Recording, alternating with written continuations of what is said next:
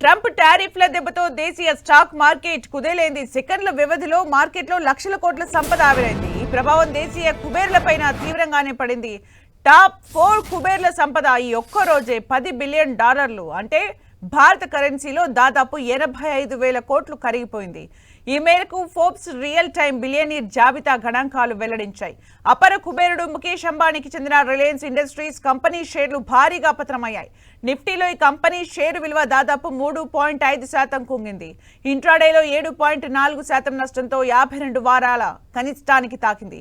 దీంతో అంబానీ వ్యక్తిగత నికర సంపద ఏకంగా $3.6 బిలియన్, అంటే దాదాపు 30,000 కోట్లు తగ్గి $87.7 బిలియన్ చేరింది.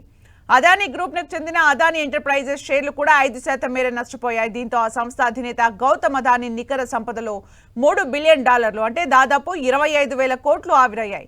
ప్రస్తుతం ఆయన మొత్తం ఆస్తుల విలువ $57.3 బిలియన్ తగ్గినట్లు ఫోర్బ్స్ పేర్కొంది.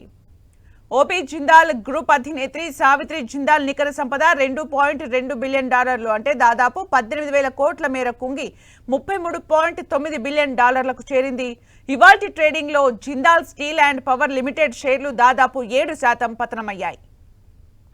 ట్రంప్ టారిఫ్ల దెబ్బతో ఐటీ షేర్లు భారీగా కుదేలయ్యాయి. దిగ్గజ సంస్థ హెచ్ఎల్ టెక్నాలజీస్ షేర్ విలువ 3.3% పైగా కుంగింది.